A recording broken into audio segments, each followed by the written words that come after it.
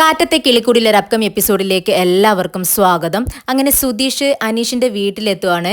ഇന്നലെ രാത്രി ഇവിടെ നിന്നും വീട്ടിലെത്തിയ സുഭാഷ് ഏട്ടൻ്റെ സ്വഭാവത്തിൽ വളരെ വ്യത്യാസം കാണുന്നുണ്ട്. എപ്പോഴും ചിരിച്ചുകൊണ്ടിരിക്കുന്നു, വളരെ ഹാപ്പിയാണ്. പക്ഷേ പെട്ടെന്ന് ഇങ്ങനെ ഒരു ഭാവവ്യത്യാസം സുഭാഷ് ഏട്ടനിൽ കാണുന്ന സമയത്ത് ഞങ്ങൾക്ക് വളരെ പേടിയുണ്ട്. ഇന്നലെ ഇവിടെ എന്താണ് സംഭവിച്ചതെന്ന് സുധീഷ് ചോദിക്കുകയാണ്. ഇത് കേട്ട് അനീഷും ചാന്ദിനിയും പരസ്പരം നോക്കി ചിരിക്കുകയാണ്. എന്താ ചിരിക്കുന്നത്, എന്തെങ്കിലും നിങ്ങൾക്ക് അറിയാമോ എന്ന് സുധീഷ് ചോദിക്കുമ്പോൾ അനീഷ് പറയുന്നുണ്ട്, ഇന്നലെ രാത്രി അദ്ദേഹം വളരെ വിഷമിച്ചുകൊണ്ടാണ് ഇവിടെ ഇരുന്നത്. അതെനിക്ക് സഹിക്കാൻ പറ്റിയില്ല. ഞാൻ അദ്ദേഹത്തോട് ചോദിച്ചു, നിങ്ങൾ എന്തിനാണ് വിവാഹം കഴിക്കാൻ പെൺകുട്ടികളെ തിരഞ്ഞിങ്ങനെ നടക്കുന്നത്? എൻ്റെ പെങ്ങളുണ്ടല്ലോ, അവളെ നിങ്ങൾക്ക് കണ്ണിൽ കാണാൻ കഴിയുന്നില്ലേ? ഞാൻ അവളെ നിങ്ങൾക്ക് വിവാഹം കഴിച്ചു തരട്ടെ, അവളെ നിങ്ങൾക്ക് ഇഷ്ടമാണോ എന്ന് ചോദിച്ചു. ഇത് കേട്ട സുധീഷിന് ഒരു നിമിഷം അത് വിശ്വസിക്കാൻ കഴിയുന്നില്ല. അവന് സന്തോഷം കൊണ്ട് എന്താ ചെയ്യേണ്ടതെന്ന് പോലും അറിയുന്നില്ല. പെട്ടെന്ന് അനീഷിനോട് ചോദിക്കുന്നുണ്ട്, നിങ്ങൾ അങ്ങനെ എൻ്റെ ചേട്ടനോട് ചോദിച്ചോ, നിങ്ങൾക്ക് ചാന്ദിനി എൻ്റെ ചേട്ടന് വിവാഹം കഴിച്ചു കൊടുക്കാൻ സമ്മതമാണോ എന്ന് ചോദിക്കുകയാണ്. ഇത് കേട്ടതും അനീഷ് പറയുന്നുണ്ട്, എന്തിനാ എനിക്ക് സമ്മതക്കുറവ്? എൻ്റെ അനിയത്തിയെ ഈ നാട്ടിൽ വിവാഹം കഴിച്ചു കൊടുക്കാൻ എനിക്ക് ഇഷ്ടമാണ്. അതുപോലെ ഇത്രയും നല്ലൊരു പയ്യനെ എൻ്റെ പെങ്ങൾക്ക് വേറെ കിട്ടുകയില്ല. എനിക്ക് സുഭാഷ് ഏട്ടൻ്റെ സ്വഭാവത്തെക്കുറിച്ച് നന്നായിട്ട് അറിയാവുന്നതല്ലേ. എൻ്റെ പെങ്ങളാണെങ്കിൽ അദ്ദേഹത്തിന് പറ്റിയൊരു ഭാര്യയായിരിക്കും. എൻ്റെ പെങ്ങൾ പാവമാണ്. ഇത് കേട്ടതും സുധീഷ് പറയുന്നുണ്ട്, ഓഹോ, അപ്പോൾ അതാണ് കാര്യം. അത് കേട്ടതിന് ശേഷമാണ് എൻ്റെ ചേട്ടായി വളരെ ഹാപ്പിയായി ഏതു നേരം ഇങ്ങനെ ചിരിച്ചുകൊണ്ടിരിക്കുന്നത് എന്ന് പറഞ്ഞുകൊണ്ട് അവൻ തലേ ദിവസം രാത്രി സുഭാഷ് ഏട്ടൻ്റെ ഓരോ പ്രവൃത്തികളും ഇങ്ങനെ ചിന്തിച്ചുകൊണ്ടിരിക്കുക. എന്നിട്ട് പെട്ടെന്ന് അനീഷിനോട് ചോദിക്കുന്നുണ്ട്, അല്ല ഭായി, ഇന്നലെ നിങ്ങൾ അങ്ങനെ ചോദിച്ച സമയത്ത് എൻ്റെ ചേട്ടൻ എന്താ മറുപടി പറഞ്ഞത്? അത് കേട്ടതും അനീഷ് പറയുന്നുണ്ട്, അത് അദ്ദേഹം ഒന്നും മിണ്ടിയില്ല, പക്ഷെ വേണ്ട എന്നും പറഞ്ഞില്ല, ചിരിച്ചിട്ട് ഇവിടെ നിന്നും ഇറങ്ങി പോകുന്നതാണ് കണ്ടത്. ഇത് കേട്ടതും സുധീഷിന് വളരെ സന്തോഷമാവുകയാണ്. പെട്ടെന്ന് തന്നെ വീട്ടുകാരെ അറിയിക്കാൻ വേണ്ടി വളരെ സന്തോഷത്തോടെ അനീഷിൻ്റെ വീട്ടിൽ നിന്നും വീട്ടിലേക്ക് ഓടി വരുവാണ്. അവിടെ വീട്ടിൽ കയറി ചെന്നതും ഓടിച്ചെന്ന് നമ്മുടെ ഹരീഷിനെ കെട്ടിപ്പിടിച്ച് ഉമ്മ കൊടുക്കുകയാണ്. നീ എന്താ ഈ ചെയ്യുന്നതെന്ന് ഹരീഷ് ചോദിക്കുന്നുണ്ട്. പക്ഷെ അതൊന്നും കേൾക്കാനുള്ള സമയം സുധീഷിനില്ല. പിന്നീട് ഓടിച്ചെന്ന് ഫോണിൽ നോക്കിക്കൊണ്ടിരിക്കുകയായിരുന്ന നികേഷിനെ കെട്ടിപ്പിടിച്ച് ഉമ്മ കൊടുക്കുന്നുണ്ട്. ഇവിടുത്തെ ബഹളം കേട്ട് നിധി അവിടെ നിന്ന് ഓടി വരികയാണ്. നിധിയെ കയ്യിൽ പിടിച്ചുകൊണ്ട് വട്ടം കറക്കുകയാണ് സുധീഷ്. എന്താ സുധീഷ് ഇത്, നീ എന്താ ഈ കാണിക്കുന്നത്, എന്ത് പറ്റിയെന്ന് നിധി ചോദിക്കുന്നുണ്ട്. പെട്ടെന്നാണ് അച്ഛൻ അങ്ങോട്ടേക്ക് കയറി വരുന്നത് കാണുന്നത്. ഇന്നേ വരെ സുധീഷ് സന്തോഷം കൊണ്ട് അച്ഛൻ്റെ ദേഹത്തൊന്ന് തൊട്ടു പോലുമില്ല. പെട്ടെന്ന് ഓടിച്ചെന്ന് സുധീഷ് അച്ഛൻ്റെ കവിളിൽ ഇങ്ങനെ പിടിക്കുകയാണ്. പെട്ടെന്ന് അച്ഛൻ കൈ തട്ടുന്നുണ്ട്. എന്താടാ, എന്ത് പറ്റി? നീ മദ്യപിച്ചിട്ടുണ്ടോ? മദ്യപിച്ചുകൊണ്ടാണോ ഇങ്ങനെയൊക്കെ ചെയ്യുന്നതെന്ന് അച്ഛൻ ചോദിക്കുന്നുണ്ട്. ഏയ്, ഞാൻ മദ്യപിച്ചിട്ടൊന്നുമില്ല എന്ന് സുധീഷ് പറയുകയാണ്. അപ്പോൾ ഹരീഷ് ചോദിക്കുന്നുണ്ട്, പിന്നെ നീ എന്താ ഈ കാണിച്ചു കൂട്ടുന്നത്? എന്തെങ്കിലും പറയാനുണ്ടെങ്കിൽ പറ എന്ന് പറയുമ്പോൾ സുധീഷ് സസ്പെൻസ് ഇടുകയാണ്. എനിക്ക് നിങ്ങളോട് വളരെ സന്തോഷമുള്ളൊരു കാര്യം പറയാനുണ്ട്. അത് ഞങ്ങൾക്ക് മനസ്സിലായി, നിനക്ക് എന്തോ പറയാനുണ്ടെന്ന്. പക്ഷേ അതെന്താണെന്നാണ് ഞങ്ങൾക്കും അറിയേണ്ടത്. പെട്ടെന്ന് സസ്പെൻസ് ഇടാതെ ഒന്ന് പറയാമോ എന്ന് ചോദിക്കുകയാണ് നിധി. അപ്പോൾ സുധീഷ് പറയുന്നുണ്ട്, ഇല്ല, അത് അത്ര പെട്ടെന്നൊന്നും പറയാൻ പറ്റില്ല. പെട്ടെന്ന് പറഞ്ഞാൽ അതിൻ്റെ ഒരു സുഖമങ്ങ് പോയില്ലേ, പതിയെ പറയാൻ പറ്റത്തുള്ളൂ എന്ന് പറയുമ്പോൾ ഹരീഷിന് ദേഷ്യം വരികയാണ്. അതെ, നിനക്ക് പറയാൻ പറ്റുമെങ്കിൽ പറ, അല്ലെങ്കിൽ ഞാൻ പോണു എന്ന് പറഞ്ഞുകൊണ്ട് ദേഷ്യത്തോടെ വീട്ടിൽ നിന്നും ഇറങ്ങിപ്പോവാൻ നിൽക്കുകയാണ് ഹരീഷ്. പെട്ടെന്ന് സുധീഷ് ഓടിച്ചെന്ന് തടയുന്നുണ്ട്. ഏയ് ഹരീഷേ, പോവലടാ, ഞാൻ പറയുന്നത് കേട്ടിട്ട് നീ പോ. എങ്കിൽ പറ, എന്താ കാര്യം? അത് ഞാനിന്ന് അനീഷിൻ്റെ വീട്ടിൽ പോയിട്ടുണ്ടായിരുന്നു. സുഭാഷ് ഏട്ടന് എന്താ സംഭവിച്ചതെന്ന് ഞാൻ അവനോട് ചോദിച്ചു. ഇന്നലെ ഇവിടെ നിന്നും വീട്ടിലെത്തിയ സുഭാഷ് ഏട്ടൻ ഏതു നേരം ചിരിച്ചുകൊണ്ടിരിക്കുകയാണ്. എന്തൊക്കെയോ വ്യത്യാസങ്ങളുണ്ട് സ്വഭാവത്തിലെന്ന് ഞാൻ അവനോട് ചോദിച്ചു. അതിനെന്താ കാരണമെന്ന് ചോദിച്ചപ്പോൾ അവനെന്താ പറഞ്ഞെന്നറിയാമോ? അവൻ ഇന്നലെ സുഭാഷ് ഏട്ടനോട് ചോദിച്ചുത്രേ, എന്തിനാ സുഭാഷ് ഏട്ടാ പെൺകുട്ടികളെങ്ങനെ തിരിഞ്ഞുകൊണ്ട് നടക്കുന്നത്? എൻ്റെ പെങ്ങളെ നിങ്ങളുടെ കണ്ണിൽ കാണുന്നില്ലേ? എൻ്റെ പെങ്ങളെ നിങ്ങൾക്ക് വിവാഹം ചെയ്തു തരാൻ എനിക്ക് 100 വട്ടം സമ്മതമാണ് എന്ന് പറഞ്ഞൂന്ന്. ഇത് കേട്ടതും എല്ലാവർക്കും വളരെ സന്തോഷമാവുകയാണ്. ആർക്കും അത് വിശ്വസിക്കാനും കഴിയുന്നില്ല. എന്നാൽ അച്ഛന് ഇതത്ര കാര്യമായിട്ടൊന്നും തോന്നുന്നില്ല. അദ്ദേഹം സുധീഷിനോട് പറയുന്നുണ്ട്, ഓ ഇതാണോ ഇപ്പോൾ കാര്യം? നീ എന്തോ വലിയ കാര്യം പറയാൻ വരികയാണെന്ന് ഞാൻ വിചാരിച്ചു. ഇതാണെങ്കിൽ എന്തിനാടാ എന്നെ ഇവിടെ പിടിച്ചു നിർത്തിയത് എന്നും പറഞ്ഞുകൊണ്ട് ഇറങ്ങി പോവുകയാണ്. അദ്ദേഹം പോവുകയാണെങ്കിൽ പോട്ടെ, നിങ്ങൾ കേൾക്ക്, എനിക്കിനിയും പറയാനുണ്ടെന്ന് പറയുകയാണ് സുധീഷ്. അപ്പോഴേക്കും നികേഷ് ഓടി വരികയാണ്. എന്നിട്ട് സുധീഷിൻ്റെ കയ്യിൽ ഇറുകെ പിടിക്കുന്നുണ്ട്. എന്നിട്ട് പറയുന്നുണ്ട്, സുധീഷേട്ടാ പറ, എനിക്ക് കേൾക്കണം. എന്നിട്ട് നമ്മുടെ സുഭാഷ് ഏട്ടൻ എന്താ അത്ര പറഞ്ഞത്, ഓക്കെ എന്ന് പറഞ്ഞോ? ഇത് കേട്ട് സുധീഷ് പറയുന്നുണ്ട്, അതേടാ, നമ്മുടെ സുഭാഷ് ഏട്ടൻ എതിർത്ത് ഒന്നും പറഞ്ഞില്ലെന്നാണ് അനീഷൻ പറഞ്ഞത്. അനീഷ് ഇത് പറഞ്ഞതിന് ശേഷം സുഭാഷ് ഏട്ടൻ ചിരിച്ചോണ്ട് അവിടെ നിന്നും പുറത്തേക്ക് വന്നു എന്നാണ് പറഞ്ഞത്. അതിനർത്ഥം നമ്മുടെ സുഭാഷ് ഏട്ടന് ചാന്ദിനിയെ ഇഷ്ടമാണെന്നല്ലേ? അതുകൊണ്ടാണല്ലോ ഇന്നലെ രാത്രി ഇവിടെ വന്ന് വെറുതെ ചിരിച്ചോണ്ടിരുന്നത്. ഇപ്പം നിങ്ങൾക്കൊക്കെ മനസ്സിലായില്ലേ നമ്മുടെ സുഭാഷ് ഏട്ടൻ്റെ സന്തോഷത്തിനുള്ള കാരണം എന്താണെന്ന്? പെട്ടെന്നാണ് സുഭാഷ് ഏട്ടൻ സൈക്കിൾ ചവിട്ടി അങ്ങോട്ടേക്ക് വരുന്നത് സുധീഷ് കാണുന്നത്. സുധീഷ് പറയുന്നുണ്ട്, ദേ സുഭാഷ് ഏട്ടൻ വരുന്നുണ്ട്, നമുക്ക് സുഭാഷ് ഏട്ടനെയിട്ട് ഒന്ന് വട്ടം കറക്കണം, ഒന്നും അറിയാത്തതുപോലെ പാവം വരുന്നത് കണ്ടില്ലേ എന്ന് പറയാണ്. സുഭാഷ് ഏട്ടൻ പതിവ് പോലെ കിച്ചണിലേക്ക് പോവാണ്. പെട്ടെന്ന് ഹരീഷ് ചെന്ന് സുഭാഷ് ഏട്ടൻ്റെ കയ്യിൽ പിടിച്ച് വലിച്ചിട്ട് പറയുന്നുണ്ട്, ദേ നിൽക്ക്, ഞങ്ങൾക്ക് ഒരു കാര്യം ചോദിക്കാനുണ്ട്. ആ എന്താടാ? എനിക്ക് ഭക്ഷണം കഴിക്കണം, എന്താന്ന് വെച്ചാൽ വേഗം ചോദിക്കുന്ന സുഭാഷ് ഏട്ടൻ പറയാണ്. അല്ല, ഇന്നലെ രാത്രി എവിടെ പോയിരുന്നു എന്ന് ചോദിക്കുന്നു. സുഭാഷ് ഏട്ടൻ ഒന്നും അറിയാത്തതുപോലെ, എന്ത്, നിങ്ങൾ എന്തിനാടാ എന്നെ വട്ടമളഞ്ഞിരുന്ന് ഇങ്ങനെ ചോദ്യം ചെയ്യുന്നതെന്ന് ചോദിക്കുകയാണ്. ആ ശരി, എങ്കിൽ പറ, ഇന്നലെ രാത്രി എവിടെ നിന്നാണ് വന്നത്? അപ്പോഴും സുഭാഷ് ഏട്ടൻ ഒന്നും അറിയാത്തതുപോലെ, എവിടെ നിന്നാണ് വന്നതെന്നോ? എനിക്കറിയില്ല. പാവം, ഒന്നും അറിയില്ല. എന്തൊരു അഭിനയമാ സുഭാഷ് ഏട്ടാ എന്ന് ഹരീഷ് ചോദിക്കുകയാണ്. അപ്പം നികേഷ് പറയുന്നുണ്ട്, അല്ല ഇന്നലെ എന്തിനാ വെറുതെ ചിരിച്ചോണ്ടിരുന്നത്? അപ്പോഴും സുഭാഷ് ഏട്ടന് മറുപടി ഒന്നുമില്ല. അപ്പോൾ സുധീഷ് പറയുന്നുണ്ട്, നിർത്ത്, ഇനി ഞാൻ പറയാം. നമ്മുടെ സുഭാഷ് ഏട്ടനെ സ്ട്രെയിറ്റ് ആയിട്ട് ചോദിച്ചാലല്ലേ അറിയത്തുള്ളൂ. ഞാൻ ചോദിക്കാം. സുഭാഷ് ഏട്ടാ, ഇന്നലെ അനീഷിൻ്റെ വീട്ടിൽ ചെന്നപ്പോൾ അനീഷിൻ്റെ പെങ്ങളെക്കുറിച്ച് അനീഷ് ഒരു കാര്യം പറഞ്ഞില്ലേ? ഇത് കേട്ടതും സുഭാഷ് ഏട്ടൻ്റെ മുഖം ചുമന്ന് തുടുക്കുകയാണ്, നാണം വരുവാണ്. ഇത്രയും നാളായിട്ട് സുഭാഷ് ഏട്ടൻ്റെ മുഖത്ത് കാണാത്തൊരു ഭാവം അവരെല്ലാവരും കാണുന്നുണ്ട്. അതുകൊണ്ട് തന്നെ അവർക്ക് എല്ലാവർക്കും അത് സന്തോഷമാവുകയാണ്. പിന്നീട് സുധീഷ് പറയുന്നുണ്ട്, ശരി, അനീഷ് ആ കാര്യം ചോദിച്ചപ്പോൾ സുഭാഷ് ഏട്ടൻ എന്താ മറുപടി പറഞ്ഞത്? സുഭാഷ് ഏട്ടൻ്റെ മുഖത്തെ നാണം കണ്ട് നിധി ചിരിയോടുകൂടി ചോദിക്കുന്നുണ്ട്, എന്താ സുഭാഷ് ഏട്ടാ ഒന്നും മിണ്ടാത്തത്? അത് അനീഷ് എന്തോ പറഞ്ഞു, ഞാൻ എന്തോ മറുപടിയും പറഞ്ഞു എന്നും പറഞ്ഞുകൊണ്ട് പെട്ടെന്ന് അവിടുന്ന് എസ്കേപ്പ് ആവാൻ വേണ്ടി നോക്കുകയാണ്. എന്നാൽ ഹരീഷും നികേഷും കൂടെ സുഭാഷ് ഏട്ടനെ പിടിച്ചു നിർത്തുകയാണ്. അങ്ങനെ ഞങ്ങൾ വിടത്തില്ല, പറ എന്ന് പറയുമ്പോൾ, ആ ശരി എന്നെ വിട്, എന്നിട്ട് ഞാൻ പറയാമെന്ന് പറഞ്ഞുകൊണ്ട് മറുപടി പറയാനുള്ള ഒരു തയ്യാറെടുപ്പ് എടുക്കുന്നത് പോലെ അഭിനയിച്ച് നിൽക്കുകയാണ് സുഭാഷ് ഏട്ടൻ.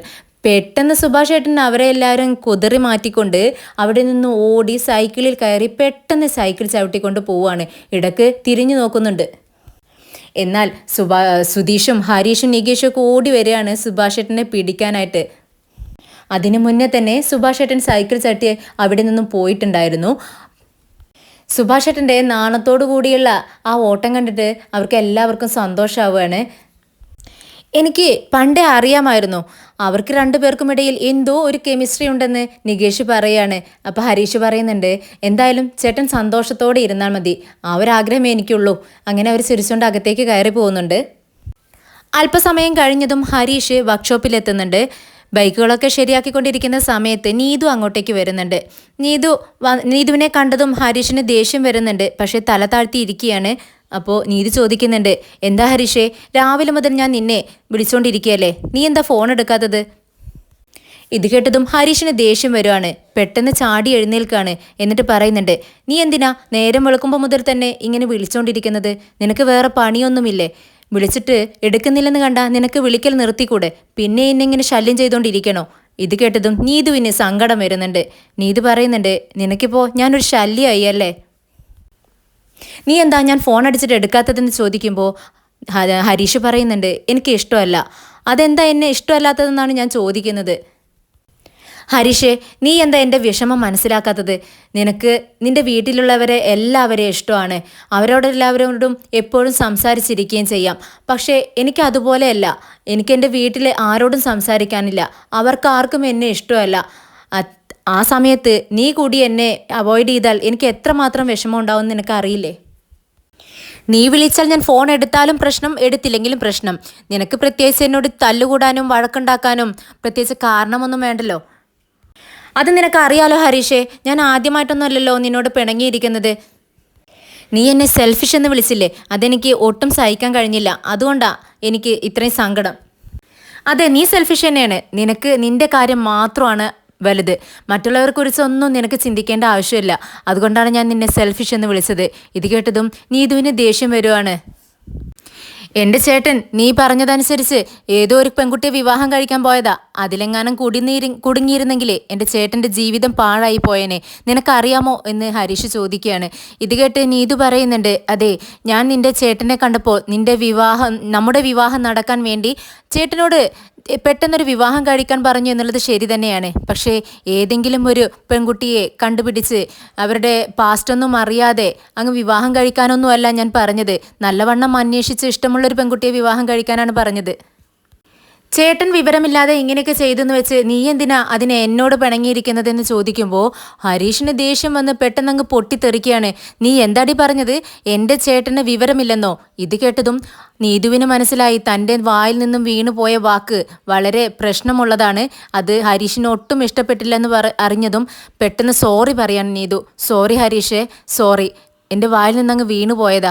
ഇത് കേട്ട് ഹരീഷ് പറയുന്നുണ്ട്, നീ പറയാനുള്ളതെല്ലാം പറയും, എന്നിട്ടൊരു സോറിയും പറയും. അതെനിക്ക് ഒട്ടും ഇഷ്ടപ്പെട്ടതെന്ന കാര്യമല്ല. ഹരീഷ് പ്ലീസ്, നിനക്ക് എൻ്റെ അവസ്ഥ അറിയാവുന്നതല്ലേ. എൻ്റെ വീട്ടുകാരെല്ലാം വെറുപ്പിച്ചിട്ടാ ഞാൻ നിന്നെ കാണാനും നിന്നോട് സംസാരിക്കാനും ഒക്കെ ഓടി വരുന്നത്. അവരുടെ കയ്യിൽ നിന്ന് ഞാൻ എത്ര വഴക്ക് കേൾക്കുന്നുണ്ടെന്ന് നിനക്കറിയാമോ? ഇത് കേട്ടതും ഹരീഷ് പറയുന്നുണ്ട്, ആര് പറഞ്ഞു നിന്നോട് ഇങ്ങനെ നിൻ്റെ വീട്ടുകാരുമായിട്ട് വഴക്കുണ്ടാക്കാൻ? ഞാൻ പറഞ്ഞോ? ഇല്ലല്ലോ. നീ പോടാ, നിന്നോട് പറഞ്ഞിട്ടൊന്നും ഒരു കാര്യവുമില്ല എന്നും പറഞ്ഞുകൊണ്ട് ദേഷ്യപ്പെട്ട് നീതു ഷോപ്പിൽ നിന്നും ഇറങ്ങിപ്പോവാണ്. ഇതേ സമയം നിധി ഓഫീസിലേക്കും നികേഷ് കോളേജിലേക്കും പോകാനായിട്ട് വീട്ടിൽ നിന്നും ഇറങ്ങി നടക്കുകയാണ്. പിറകിൽ നിന്നും സുധീഷിൻ്റെ വിളി കേട്ടവർ തിരിഞ്ഞു നോക്കുന്നുണ്ട്. സുധീഷ് ഓടി അവരുടെ അടുത്തേക്ക് എത്തുകയാണ്. അപ്പോൾ നികേഷ് ചോദിക്കുന്നുണ്ട്, എന്താ ഇന്ന് കാറുമായിട്ട് പോകുന്നില്ലേ? ഓട്ടമൊന്നുമില്ലേ എന്ന് ചോദിക്കുമ്പോൾ നികേഷ് പറയുന്നുണ്ട്, എന്താ ഇത്ര തിടുക്കം? എനിക്ക് പ്രത്യേകിച്ച് തിരക്കൊന്നുമില്ല, ഞാൻ പുറത്തേക്കൊന്ന് പോകുന്നുണ്ട്. തിരിച്ച് വീട്ടിലെത്തിയതിന് ശേഷം മാത്രമേ വണ്ടി എടുക്കത്തുള്ളൂ. ഇത് കേട്ട് നികേഷ് അവനെ അടിമുടിയൊന്ന് നോക്കുന്നുണ്ട്. അത് കണ്ട് സുധീഷ് പറയുന്നുണ്ട്, എടാ നികേഷ്, ഞാൻ വെറുതെ ഒന്നുമല്ല വരുന്നത്. നിങ്ങൾ ബസ് സ്റ്റോപ്പിലേക്കല്ലേ നടക്കുന്നത്? നിങ്ങൾക്കൊരു കൂട്ടായി. പിന്നെ എൻ്റെ ഗായു വിളിച്ചിട്ടുണ്ടായിരുന്നു, എന്നോട് പെട്ടെന്ന് ബസ് സ്റ്റോപ്പിലേക്ക് ചെല്ലാൻ പറഞ്ഞു. എന്നെ കാണാതെ അവൾക്ക് ഇരിക്കാൻ കഴിയുന്നില്ലടാ എന്ന് പറയുകയാണ്. ഇത് കേട്ട് നിധിക്ക് ദേഷ്യം വരുന്നുണ്ട്. ദേഷ്യത്തോടെ സുധീഷിൻ്റെ മുഖത്തേക്ക് അവൾ തുറിച്ചു നോക്കുന്നുണ്ട്. അത് സുധീഷ് കാണുന്നുണ്ട്. എന്താ നിധി നീയൊന്നും മിണ്ടാത്തത്? ഇത് കേട്ട് നിധി പറയുന്നുണ്ട്, എന്താ ഇപ്പോഴിങ്ങനെ സംസാരിച്ചിരിക്കാൻ എനിക്ക് കിറുക്കൊന്നുമില്ല. ഇത് കേട്ട് നികേഷ് പറയുന്നുണ്ട്, ചേട്ടനെ പോലെ എനിക്ക് കിറുക്കില്ല എന്ന് പറ ചേട്ടത്തി. ആ ഡയലോഗ് നമ്മുടെ നിധിക്ക് ഒത്തിരി ഇഷ്ടപ്പെട്ടു. നിധി ചിരിക്കുന്നുണ്ട്. പക്ഷേ സുധീഷിന് ദേഷ്യം വന്നു. വായടച്ച് മിണ്ടാതെ നടക്കടാ. നിധി, നീ സ്കൂട്ടി ഓടിക്കാനൊക്കെ പഠിച്ചതല്ലേ, പിന്നെ എന്തിനാ ഇങ്ങനെ നടന്നിട്ട് പോകുന്നെന്ന് സുധീഷ് ചോദിക്കുന്നുണ്ട്. അത് റോഡിലേക്ക് വണ്ടി ഇറക്കുമ്പോൾ വലിയ വണ്ടി എതിരെ വരുമ്പോൾ എനിക്കൊരു ഭയം. അതുകൊണ്ട് കുറച്ചുകൂടി ഓടിച്ച് പഴകിയിട്ട് പിന്നീട് വണ്ടി എടുക്കാമെന്ന് തീരുമാനിച്ചു. നിധി, ഒരു കാർ എടുക്കാമായിരുന്നു എന്ന് പറയുമ്പോൾ അതൊക്കെ എനിക്ക് ഇഷ്ടമുള്ളപ്പോൾ ഞാൻ വാങ്ങിച്ചോളാം. ഓ ശരി ശരി എന്ന് സുധീഷ് പറയാണ്. പെട്ടെന്ന് സുധീഷ് നികേഷിൻ്റെ തോളിലൂടെ കൈയിട്ട് നടക്കുവാണ്. ചേട്ടാ, എനിക്ക് തോൾ വലിക്കുന്നുണ്ട്, പെട്ടെന്ന് കൈയെടുക്കെന്ന് പറയുവാണ്. ഇത് കേട്ട് സുധീഷ് പറയുന്നുണ്ട്, ദേ ഞാൻ നിൻ്റെ തോളിലൂടെ ഇപ്പം അങ്ങ് കൈ വെച്ചതല്ലേ ഉള്ളൂ, പിന്നെന്താടാ നിനക്ക് ഇപ്പം തന്നെ വേദനിക്കുന്നു പറയുന്നത്? എടാ നികേഷേ, നമുക്ക് നമ്മുടെ സുഭാഷ് ഏട്ടൻ്റെ വിവാഹം നടത്തണ്ടേ? നമുക്ക് നോർത്ത് ഇന്ത്യൻ സ്റ്റൈലിലും സൗത്ത് ഇന്ത്യൻ സ്റ്റൈലിലും വിവാഹം നടത്താം. അടിപൊളിയായിരിക്കും. ഈ ബല്ല ബല്ല പാട്ടൊക്കെ വെച്ച് ഡാൻസൊക്കെ കളിച്ച് നീ ഒന്ന് ചിന്തിച്ച് നോക്കിയേ എന്ന് പറയുമ്പോൾ നിധി പറയുന്നുണ്ട്, ദേ അവർ രണ്ടുപേരും ഇഷ്ടപ്പെട്ട് ഇപ്പോൾ സംസാരിച്ചിട്ടൊക്കെ തുടങ്ങിയിട്ടല്ലേ ഉള്ളൂ, ഇത്രയും പെട്ടെന്നൊന്നും നടത്തേണ്ട ആവശ്യമില്ല. ആദ്യം അവർ പരസ്പരം സംസാരിച്ച് നല്ലവണ്ണം അറിയട്ടെ, അതിനുശേഷം മാത്രം ആദ്യം വിവാഹത്തെക്കുറിച്ച് ചിന്തിക്കുക. പെട്ടെന്നൊരെടുത്തുചാട്ടത്തിൽ വിവാഹം കഴിച്ച് അതിൽ നിന്നും പിന്നീട് ഇറങ്ങി വരാൻ പറ്റില്ല. അതുകൊണ്ട് ചേട്ടനും അവരും കൂടെ നല്ലവണ്ണം പരസ്പരം മനസ്സിലാക്കട്ടെ, അതുകൊണ്ടിന് ശേഷം മാത്രം മതി വിവാഹം. ഇത് കേട്ട് നികേഷ് ചേട്ടത്തിയുടെ ജീവിതത്തെക്കുറിച്ചാണ് പറയുന്നതെന്ന് തോന്നുന്നു എന്ന് സുധീഷിനോട് പറയുകയാണ്. ഇതേസമയം സുധീഷ് ദൂരെ നിന്ന് ബസ് സ്റ്റോപ്പിലേക്ക് നോക്കുകയാണ്. അപ്പോൾ അവിടെ ഗായത്രി നിൽക്കുന്നത് കാണുന്നുണ്ട്. അവന് നാണം അഭിനയിച്ചുകൊണ്ട് ശരി ഒന്ന് സ്പീഡിൽ നടക്കാമെന്നും പറഞ്ഞുകൊണ്ട് നികേഷിൻ്റെ തോളിലൂടെ കൈകിട്ടുകൊണ്ട് ഒരു പ്രത്യേക സ്റ്റൈലിൽ ബസ് സ്റ്റോപ്പിലേക്ക് നടക്കുകയാണ്. ഗായത്രി അവിടെ കണ്ടതും നിധിക്ക് ശരിക്കും ദേഷ്യം വരുന്നുണ്ട്. അവിടെ എത്തിയതും സുധീഷ് പെട്ടെന്ന് ഗായത്രിയുടെ അടുത്തേക്ക് ചെല്ലുകയാണ്. സുധീഷിനെ കണ്ടതും ഗായത്രി വളരെ സന്തോഷത്തോടെ ചിരിക്കുന്നുണ്ട്. ഹായ് എന്ന് പറയുമ്പോൾ തിരിച്ച് ഗായത്രിയും ഹായ് എന്ന് പറയുന്നുണ്ട്. ഒരുപാട് നേരമായോ വന്നിട്ടെന്ന് ചോദിക്കുകയാണ്. ഇല്ല, ഞാനിപ്പോൾ വന്നതേ ഉള്ളൂ. അങ്ങനെ അവർ ഒരുപാട് സന്തോഷത്തോടെ അങ്ങോട്ടും ഇങ്ങോട്ടും ചിരിച്ച് സംസാരിച്ചുകൊണ്ട് നിൽക്കുകയാണ്. ഇടയ്ക്കിടയ്ക്ക് നമ്മുടെ നിധി ഇങ്ങനെ തിരിഞ്ഞു നോക്കുന്നുണ്ട്. സുധീഷിനും അത് തന്നെയാണ് വേണ്ടത്.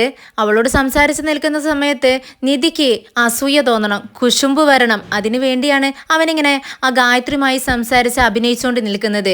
ഇടയ്ക്ക് സുധീഷും നിധിയെ നോക്കുവാണ്. രണ്ടുപേരും ഒരേ ലെവലിൽ അങ്ങനെ നോക്കുന്ന സമയത്ത് പെട്ടെന്ന് നിധി നോട്ടം അങ്ങ് മാറ്റും, മുഖം തിരിക്കും. നിധി കേൾക്കാൻ വേണ്ടി തന്നെ ഗായത്രിയെ നോക്കിക്കൊണ്ട്, നിന്നെ കാണാൻ നല്ല ഭംഗിയുണ്ട്, നിന്റെ ഡ്രസ്സും അടിപൊളിയായിട്ടുണ്ട്, ഇതിനൊക്കെ നിനക്ക് നന്നായി ചേരുന്നുണ്ട് എന്നൊക്കെ പറയുകയാണ് സുധീഷ്.